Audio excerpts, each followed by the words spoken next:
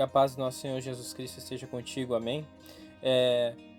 Eu sou Eliezer Oliveira e estou aqui para trazer a segunda parte da palavra que a gente tinha começado ali, né? Fazer uma reflexão, né, em cima da palavra que a gente já tinha lido de Lucas capítulo 5, do versículo 1 ao 11, que ali fala sobre os primeiros discípulos de Jesus, e eu queria seguir em cima daquela meditação, né, e daquela reflexão que Deus me trouxe ao meu coração em cima do texto onde fala sobre os primeiros discípulos de Jesus, né? Então, só para relembrar, a gente leu Lucas capítulo 5, do versículo 1 ao 11, e também pode ser encontrado em Mateus capítulo 4, do versículo 18 ao 22, e Marcos capítulo 1, do versículo 16 ao 20. Mas para essa meditação, vou estar considerando aqui Lucas capítulo 5, do versículo 1 ao 11, tá bem? Então a gente leu ali que a gente leu, né? Só para recordar aqui, vale abrir a Bíblia novamente ali para ler o texto novamente, tá bem?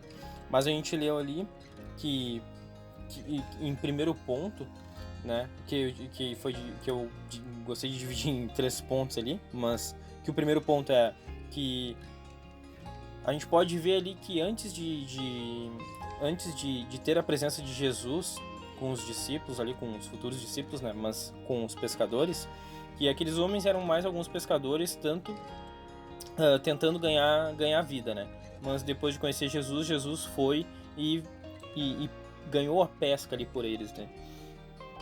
E segundo ponto é que depois desse acontecido, Jesus chamou ali, né, fez o chamado para serem pescadores de homens, né? Para ser pescador de homem, né? Pescador de gente, né? Nessa versão que eu tô lendo aqui, só para relembrar que eu tô lendo na versão NVT, nova versão transformadora, me deu um branco aqui. É a versão da Bíblia que eu tô lendo aqui. E nessa versão, Jesus respondeu a Simão, né? Não tenha medo. De agora em diante você será pescador de gente. E assim que chegaram à praia, deixaram tudo e seguiram Jesus. Então esse é o finalzinho ali, né, no versículo do versículo 10 ao 11 ali. Então esse foi o segundo ponto, né, que depois de Jesus mostrar ali o seu poder, né, depois Jesus fez o chamado para que eles o seguissem, né, para ser pescador de gente, né, pescador de homens, de gente, para que levassem almas ao reino de Deus, né, que fosse cooperador de Deus para colaborar com o reino de Deus. E em terceiro ponto, os discípulos deixaram tudo e seguiram, e seguiram Jesus, que é essa partezinha que eu li agora aqui. Então, sobre os discípulos, né, eu dividi aqui em 3 pontos. Primeiro, eles tentaram na força própria, não conseguiram. Segundo, eles conheceram Jesus e pela ordem do comando de Jesus, que Jesus disse, né? Eles tentaram novamente, Jesus disse, tenta novamente, eles mesmos já tentando e não tido conseguido, eles resolveram ouvir Jesus e tentaram mais uma vez, e eles obtiveram sucesso, eles conseguiram fazer a pesca. E o terceiro ponto é que largaram tudo e seguiram Jesus. Então, nesses três pontos, eu gostaria de deixar alguns pontos de atenção, né? Porque na verdade, alguns conseguem, né? Alguns conseguem os seus objetivos. Quais são os objetivos? Depende, cada um tem os seus objetivos, né? De repente a libertação de um pecado, de repente é uma libertação espiritual mesmo, né? De repente vive uma opressão maligna, ou de repente é um negócio, é uma vida próspera, né? É prosperar nos negócios, é prosperar financeiramente no seu trabalho, porque muitas vezes não consegue emprego, enfim. N questões podem ser levantadas nesse ponto, mas alguns conseguem, né? Alguns, sei lá, tiveram condições de estudar, condições de investimento e conseguiram montar seu negócio, ou principalmente nesse ponto, né, a gente vê muito no mundo, a gente vê isso acontecer bastante, né, pessoas que tiveram condições de estudar e seguir adiante, estudando, prosperando e, enfim, tiveram os seus êxitos, né, êxitos, né, na sua vida. E por causa disso se acham autossuficientes e acreditam que não precisam de Deus e que não precisam de Jesus, tá? Sobre isso, eu te aconselho a ler Lucas capítulo 16, do versículo 19 ao 31. Lucas capítulo 16, do versículo 19 ao 31, que fala sobre a parábola do rico e o Lázaro. E ali a gente pode ver que o rico, ele teve tudo, né? E se achou autossuficiente, só que quando ele partiu da terra, ele acordou num lugar de sofrimento. E ele percebeu que de nada adiantava ter riquezas e não ter riquezas no céu. Ou seja, não ter uma vida com Deus. Por ele ter se achado autossuficiente, ele só foi perceber isso depois que ele partiu dessa terra. Só que depois que a gente parte daqui da terra, depois de nós deixarmos essa terra, de nada mais adianta, né? E ali não tinha mais o que ser feito.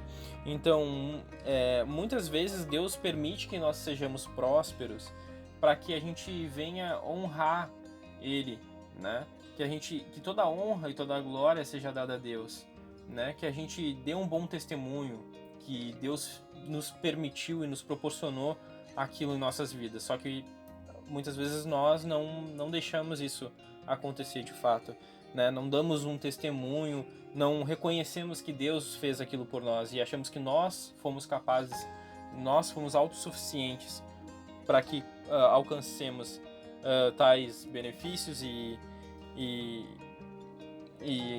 nós, pela nossa força, a nossa capacidade, nós conseguimos. Mas na verdade Deus nos proporcionou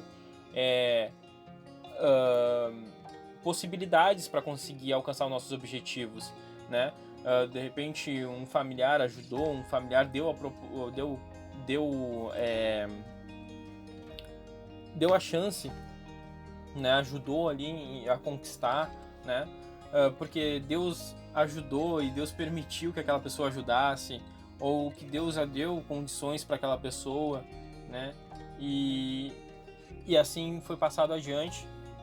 Enfim, N questões aqui. Se eu for levantar todas as possibilidades, a gente vai ficar aqui eternamente, mas, né, vai saber quanto tempo vai ter de reflexão aqui.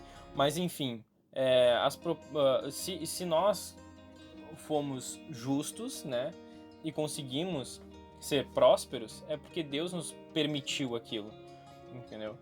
E muitas vezes a gente não dá valor a isso e achamos que somos autossuficientes e não damos bola, né? Não damos aquela atenção que é para Deus, né?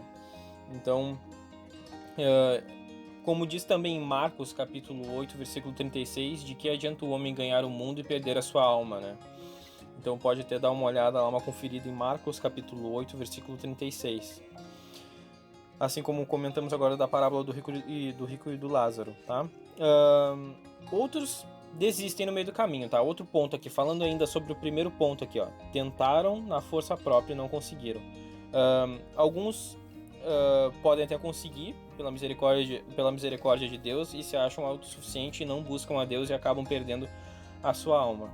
Outros desistem, não conseguem, acham que aquilo não é para ele, desiste, vai viver uma vida de qualquer jeito.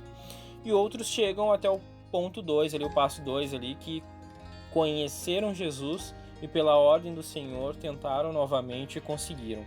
E aí tiveram resultado positivo porque Jesus permitiu aquilo na vida deles, né? E aí o que acontece? Se maravilham e dão um bom testemunho, né? Que Jesus ajudou ali e tal. Só que aí aqui existe ainda mais uma curva aqui que é bem estreita. Na verdade é um caminho aqui bem estreito né, que não conseguem, que não chegam no passo 3, que é o quê? Largaram tudo e seguiram Jesus. Aqui, né, não é que Jesus te conseguiu tudo, agora tu vai abandonar tudo, vai jogar tudo pro alto e vai viver na miséria. Não é isso. A questão aqui é que muitas vezes nós damos preferência aos nossos prazeres da carne, ao pecado, porque a bênção ela vem, né?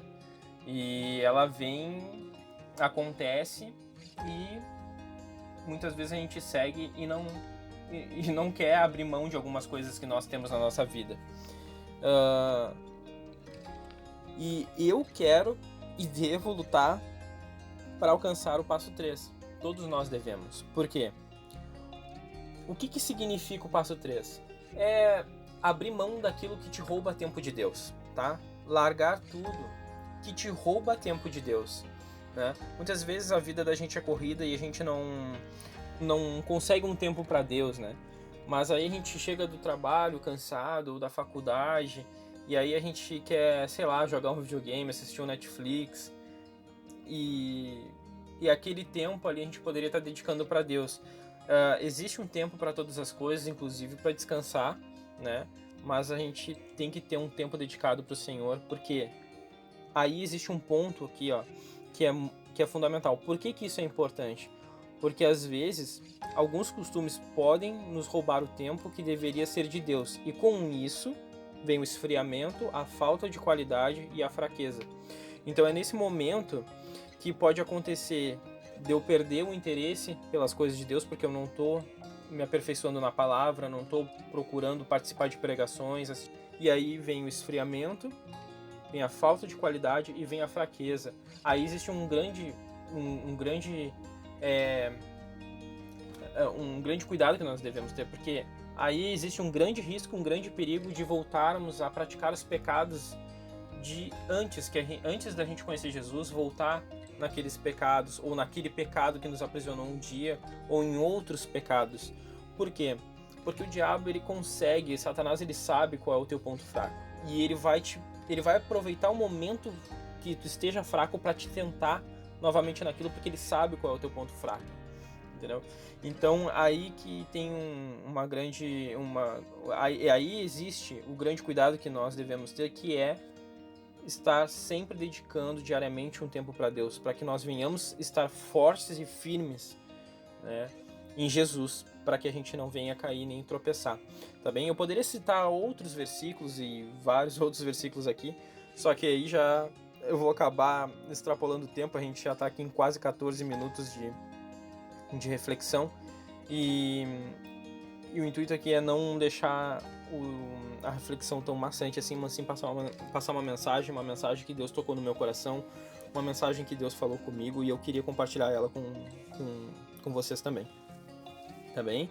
Então, que Deus te abençoe em nome de Jesus, e que Ele guarde essa palavra no teu coração, que essa palavra venha fazer parte do teu dia a dia, para que tu venhas crescer e crescer cada dia mais, e que tu venha ser melhor do que o teu ontem, e tu venha ver algo novo de Deus, em nome de Jesus.